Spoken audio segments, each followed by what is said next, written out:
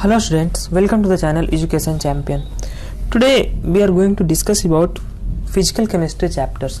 अच्छा, ऐसे कौन कौन से फिजिकल केमिस्ट्री में चैप्टर्स हैं जिनको आप स्टडी कर सकते हैं without the knowledge of mole concept और कॉन्सेंट्रेशन टर्म्स, या किन किन चैप्टर्स को कवर करने के लिए क्या क्या रिक्वायरमेंट्स हैं। जैसे अभी आपका जेई 2021 का एग्जाम आने वाला है, मेंस आने वाला है और साथ साथ बोर्ड्स भी आ रहे हैं, तो आप चाहेंगे 12th के ऐसे कौन कौन से टॉपिक्स हैं जिनको मैं कवर कर लूँ, जिन्हें मुझे मोल कॉन्सेप्ट ये सब की रिक्वायरमेंट ना पड़े अगर आपका वीक है तो हम इस जो हमारा आज का पार्टिकुलर सेशन है, आज अपन जानेंगे कि आखिर कैसे अपन फिजिकल केमिस्ट्री को कवर कर सकते हैं, कौन कौन से चैप्टर को कवर करने के लिए कौन कौन सी बेसिक रिक्वायरमेंट्स हैं।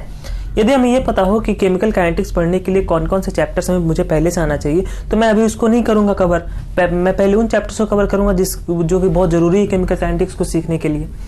तो आज हम इसी के बारे में बात करेंगे कि फिजिकल केमिस्ट्री के अंदर जो चैप्टर्स हैं, उन चैप्टर्स को अपन कैसे लर्न कर सकते हैं और कैसे क्या क्या रिक्वायरमेंट होगी उस चैप्टर को लर्न करने के लिए। अपन आज इसलिए हमारा जो टॉपिक है वो brief about physical chemistry chapters, और ये जो ब्रीफिंग है बहुत शानदार है, आपको बहुत हेल्प करने वाला है। जेई 2021 के बच्चों को बहुत ज्यादा हेल्प करने वाला है। अगर आपको पता हो कि कौन से चैप्टर करने के लिए किसकी रिक्वायरमेंट है तो आपको बहुत ज्यादा हेल्प मिलने वाली है। तो चैनल को सब्सक्राइब करें, लाइक बटन प्रेस कर दें। चलिए शुरू करते हैं।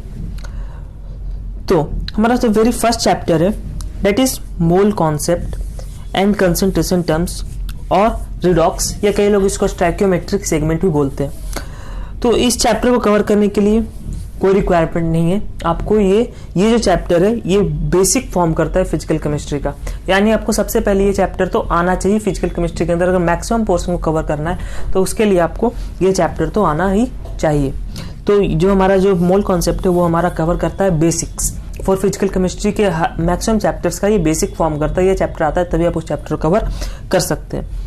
स्टोइकियोमेट्री वाले सेगमेंट के अंदर हमारा रिडॉक्स आ जाता है। स्टोइकियोमेट्री 2 भी उसे बोलते हैं रिडॉक्स को। इक्विवेलेंट कॉन्सेप्ट आता है। ये सारा हमारा इस पहले चैप्टर के अंदर आता है, जिसके लिए अपन को कुछ भी रिक्वायरमेंट नहीं है, अपन को स्टडी करना पड़ेगा। The second chapter is atomic structure. Okay, atomic structure is a very different topic.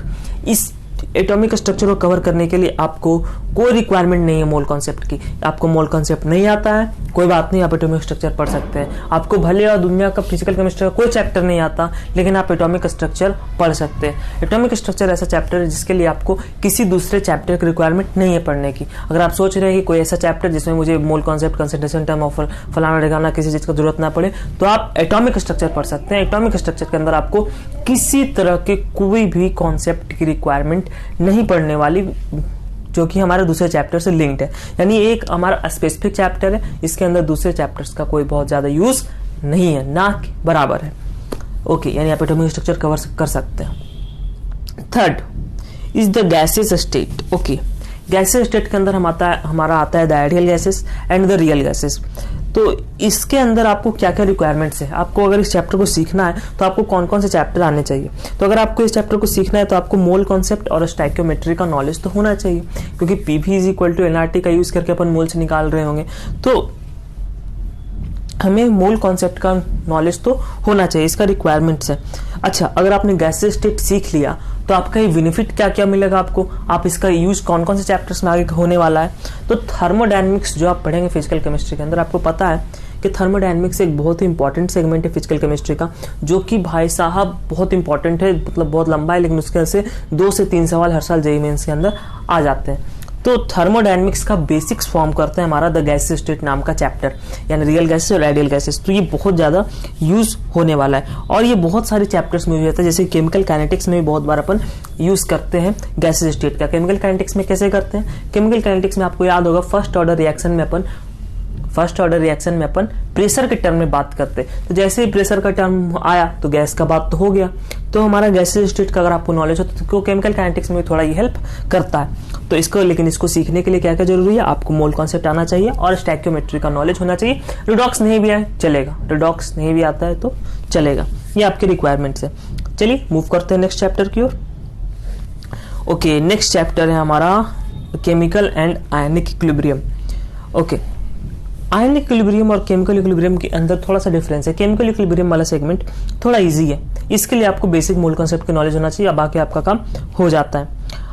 Ionic equilibrium के लिए आपको रिडॉक्स का नॉलेज होना चाहिए, बेसिक नॉलेज तो होना चाहिए रिडॉक्स का।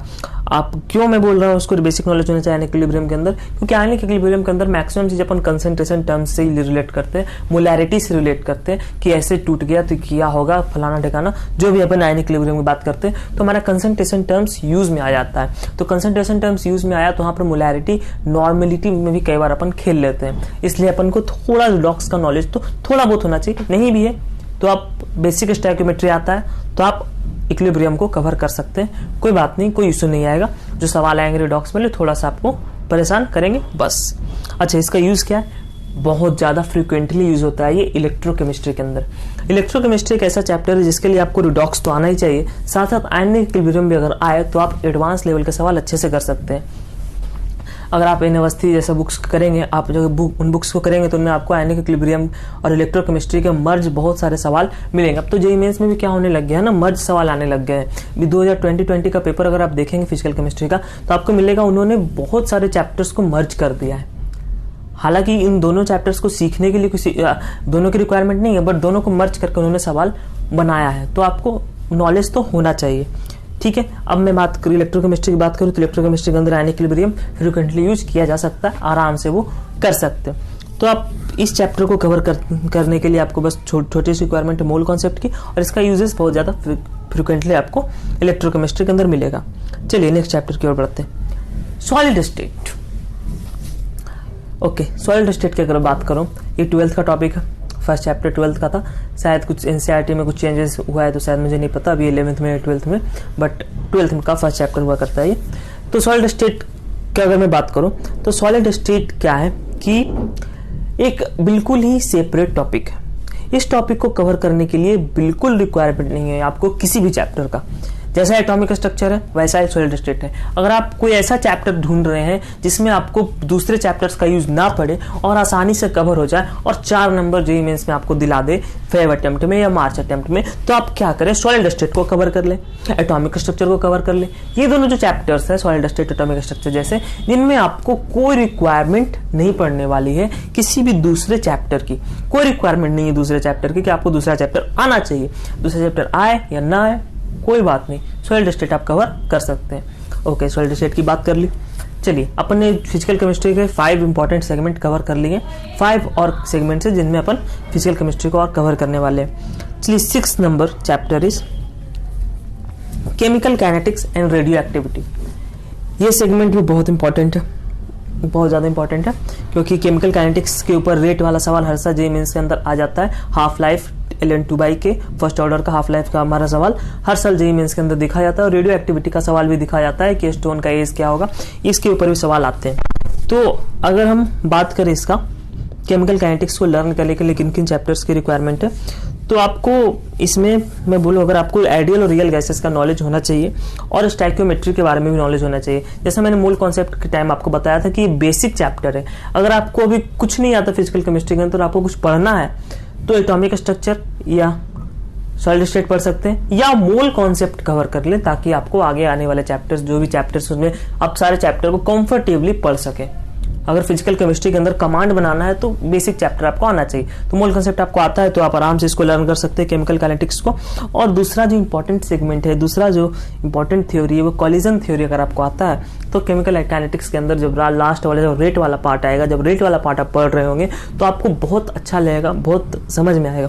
और कॉलिजन थ्योरी कहाँ पढ़ते हैं हम लोग? कॉलिजन थ्योरी हम लोग आइडियल गैस के अंदर पढ़ाते हैं, आपने कहीं और पढ़ा कोई बात नहीं, लेकिन अपन आइडियल गैस के लास्ट सेगमेंट में कॉलिजन थ्योरी को पढ़ाते हैं। तो आपको रिक्वायरमेंट पता चल गया। अच्छा, इसका यूजेस कहाँ कहाँ है केमिकल काइनेटिक्स और रेडियो एक्टिविटी का? तो मैं बात करूँ तो इसका बहुत कम यूज है दूसरे चैप्टर्स में, लाइक थर्मोडायनेमिक्स में थोड़ा बहुत यूज हो जाता है या ना के बराबर यूज है। मतलब ये एक सेपरेट जैसा टॉपिक है, इसका यूज किसी दूसरे चैप्टर में नहीं है, लेकिन इसको लर्न करने के लिए आपको 2 चीज आनी चाहिए, आइडियल गैस या रियल गैस का नॉलेज होना चाहिए, साथ साथ कॉलिजन थ्योरी के बारे में भी आपको नॉलेज होना चाहिए। Okay, next segment thermodynamics and thermochemistry. Thermodynamics की बात करूं मैं कि थर्मोडायनेमिक्स एक ऐसा सेगमेंट है, एक ऐसा चैप्टर है जो कि बहुत ही इजी है। First part is very easy, thermodynamics वाला पार्ट। हाँ, thermodynamics 2 as well as thermochemistry is little bit tough, but thermodynamics वाला जो पार्ट जिसमें आप पढ़ते हैं आप एक्सपेंशन कंप्रेशन प्रोसेसेस पढ़ते हैं, वो सब बहुत आसान है। तो इसको पढ़ने के लिए, जानने के लिए क्या क्या रिक्वायरमेंट्स है, तो इसके रिक्वायरमेंट है आइडियल गैस और रियल गैस का आपको नॉलेज होना चाहिए, और आपको गुड ग्रिप होना चाहिए स्टैक्योमेट्री यानी मोल कॉन्सेप्ट के ऊपर। सेम जैसा मैंने बोला थर्मोकेमिस्ट्री या थर्मोडायनेमिक्स हो, मोल कॉन्सेप्ट का यूज तो आएगा है, क्योंकि फिजिकल केमिस्ट्री के ये कोर चैप्टर्स है, इन कोर चैप्टर्स को लर्न करने के लिए मोल कॉन्सेप्ट आना चाहिए। तो ठीक है, आइडियल गैस और रियल गैस का अगर आपको नॉलेज हो तो थर्मोडायनेमिक्स भी कवर कर लीजिएगा, कोई बहुत बड़ा बात नहीं है। जैसे अपन थर्मोडायनेमिक्स के अंदर आइडियल गैस के लिए अलग बात करेंगे, रियल गैस के लिए अलग बात करेंगे, बहुत सारे फॉर्मूले आएंगे, कैसे डेल्टा एच को डेल्टा यू से रिलेट करते हैं, तो वो सारे फॉर्मूले आएंगे। तो आपको आइडियल गैस और रियल गैस का आइडिया तो होना चाहिए, और साथ साथ मोल कॉन्सेप्ट का नॉलेज हो तो आप थर्मोडायनेमिक्स और थर्मोकेमिस्ट्री को आराम से लर्न कर सकते हैं। Okay, next segment is electrochemistry. तो इलेक्ट्रोकेमिस्ट्री बारे में जैसा मैंने आपको बताया पहले भी जब आयनिक इक्विलिब्रियम का मैं बात कर रहा था, इसके लिए आपको रिडॉक्स रिएक्शंस का नॉलेज बहुत जरूरी है कि आपको रिडॉक्स रिएक्शन आए, साथ साथ आपको बेसिक आयनिक इक्विलिब्रियम का आइडिया हो। अगर आयनिक इक्विलिब्रियम का बेसिक आइडिया है तो आप एडवांस लेवल क्वेश्चंस भी कर सकते हैं इलेक्ट्रोकेमिस्ट्री के। जब आप एन अवस्थी या फिर जहां भी आप जो भी बुक देखते हैं जो अच्छे मटेरियल्स हैं उनमें आप एडवांस के साइज को देखिएगा, तो वो आयनिक इक्विलिब्रियम को साथ में मर्ज करके सवाल बनाते हैं, और उन सवालों को आप तब कर पाएंगे जब आपके पास थोड़ा सा आयनिक इक्विलिब्रियम का बेसिक आइडिया हो। तो इलेक्ट्रोकेमिस्ट्री लर्न करने के लिए आपको रिडॉक्स रिएक्शन का बहुत अच्छा नॉलेज होना चाहिए। लेकिन अगर आप केवल मेंस को टारगेट कर रहे हैं तो मैं आपको बोलूंगा कि आप रिडॉक्स रिएक्शन अच्छे से लर्न कर ले और इलेक्ट्रोकेमिस्ट्री पढ़ ले, कोई दिक्कत नहीं है। आयनिक इक्विलिब्रियम आप छोड़ना चाह रहे हैं, आप छोड़ सकते हैं, कोई दिक्कत नहीं है। आप इलेक्ट्रोकेमिस्ट्री पढ़ ले, रिडॉक्स पढ़ने के बाद कोई और एडिशनल रिक्वायरमेंट नहीं है। Okay, next segment is liquid solutions is a very separate topic। ये टॉपिक बहुत ही स्कोरिंग चैप्टर है, ये बहुत ही स्कोरिंग चैप्टर है। इसके अगर आपने इसको अच्छे से पढ़ लिया तो अगर एक सवाल बेस का आता है तो आपको 4 नंबर देकर जाएगा। मैं इसको बहुत आसान सवाल इसलिए बोल रहा हूँ क्योंकि इसको रिक्वायरमेंट ही कुछ बहुत एकदम आसान है। क्या रिक्वायरमेंट है? वही सिंपल, बस आपको कॉन्सेंट्रेशन टर्म्स और स्टैइकियोमेट्री आना है। अच्छा, अगर मैं आपको बात करूँ कंसंट्रेशन टर्म्स और स्टैइकियोमेट्री आपको आता है तो समझ लिया फिजिकल का कोर चैप्टर आपको आते हैं, तो यहाँ बहुत सारे चैप्टर्स को कवर कर सकते हैं, आपके लिए खुला हुआ है। जैसे कि लिक्विड सॉल्यूशंस आराम से आप कवर कर सकते हैं, बस मोल कॉन्सेप्ट आना चाहिए, आराम से आप कवर कर ले जाइएगा। तो बेसिक चैप्टर जो है हमारा फिजिकल का मोल कॉन्सेप्ट है वो आता है, तो मैक्सिमम चैप्टर्स आप कवर कर पाते हैं और एडिशनल रिक्वायरमेंट बहुत ज्यादा है नहीं इस चैप्टर की भी। Okay, and very last part of our physical chemistry is surface chemistry, the last 10th part of the physical chemistry. अपन ने एक एक चैप्टर को डिस्कस किया, एक एक पार्ट को डिस्कस किया। सरफेस केमिस्ट्री की बात करें तो सरफेस केमिस्ट्री के लिए कोई रिक्वायरमेंट नहीं है, चुपचाप एनसीईआरटी को रीड करें, एनसीईआरटी को समझे, और एनसीईआरटी से ही बेस्ट सवाल ही आपको JEE mains as well as in JEE advance भी दिखने वाला है। तो मैं आपको सजेस्ट करूंगा कि आप सरफेस केमिस्ट्री को तो आप पढ़ ही सकते हैं। ओके, तो कुछ चैप्टर्स आपको ऐसे मिल गए जिनमें आपको किसी दूसरे चैप्टर की रिक्वायरमेंट नहीं है, जैसे कि एटॉमिक स्ट्रक्चर हो गया, जैसे कि सरफेस केमिस्ट्री हो गया, जैसे कि हमारा सॉलिड स्टेट हो गया। तो इन चैप्टर्स को आप अभी आसानी से कवर कर सकते हैं अगर आपको फिजिकल केमिस्ट्री के अंदर कुछ नहीं आता। लेकिन अगर आपको फिजिकल केमिस्ट्री के अंदर मोल कॉन्सेप्ट, कंसंट्रेशन टर्म्स और स्टैइकियोमेट्री का आइडिया है तो आप बहुत सारे चैप्टर्स को कवर कर सकते हैं। आई होप वीडियो ज्यादा लंबा नहीं हुआ होगा। अगर आपने देखा है वीडियो को तो लाइक करें, चैनल को सब्सक्राइब करें। इसी तरह के बहुत ज्यादा इंपॉर्टेंट फैक्ट्स जो आपके सामने जरूरी है आपके सामने आना, वो आता रहेगा इस चैनल पे। सब्सक्राइब करें चैनल एजुकेशन चैंपियन को और लाइक बटन को प्रेस करें और कमेंट्स में अपने शुभ विचार जरूर रखें। धन्यवाद।